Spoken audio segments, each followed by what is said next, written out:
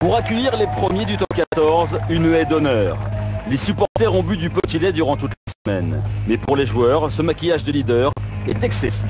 On est quand même la petite équipe et ça nous va bien, donc on essaie de faire tomber les gros à la maison et s'appliquer sur nos bases.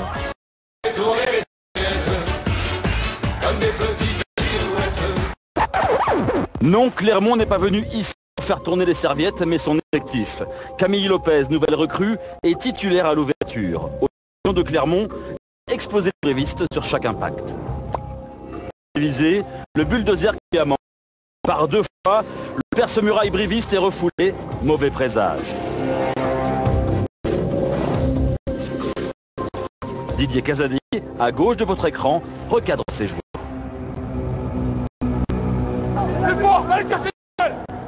Message reçu, mais côté clermontois.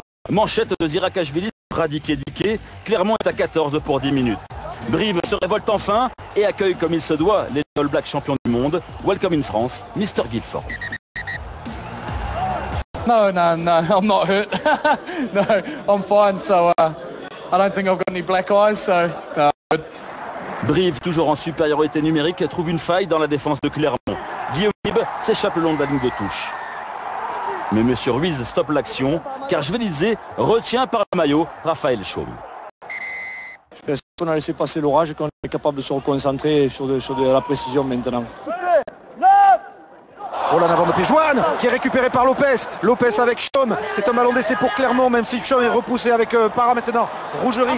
Belle passe de Rougerie pour Napoleoni Nalaga qui se lance. Le retour de Mafi. Nalaga a-t-il marqué le premier essai du match? La réponse est non, car Nalaga a le genou en touche. Mafi, instinctivement, a fait le geste juste. If I take him in the legs, he can just put the ball down. So I think if I hit him up high, he can lose his balance and go out. Brive n'a pas su tirer avantage du carton jaune de Clermont. Pire encore, c'est au tour de Brive de jouer à 14 pour 10 minutes après cette faute stupide de Oman sur Rougerie.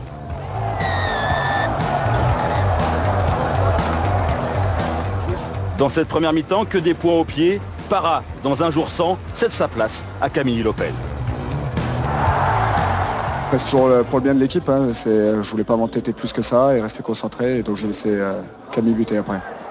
L'ouvreur international fait mieux qu'assurer l'intérim. Une pénalité et un drop. Clermont mène à la mi-temps, 9-6.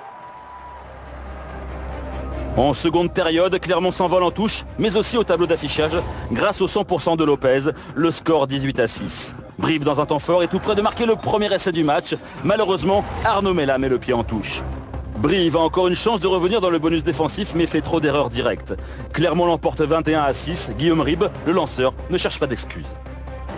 On avait mis un pack plus lourd aujourd'hui pour essayer de contrer Clermont et après ça a pêché un peu sur la touche. Donc bon, à nous de trouver les solutions à retravailler sur ce secteur-là. Et voilà, mais bon, même si on avait eu nos ballons en touche, la mêlée a été catastrophique aujourd'hui. C'est vrai qu'on était premier avant ce championnat, mais c'était juste quelque chose d'anecdotique avant cette journée. C'était anecdotique, donc voilà, je pense qu'aujourd'hui on est dans le dur, mais voilà, il reste 24 journées.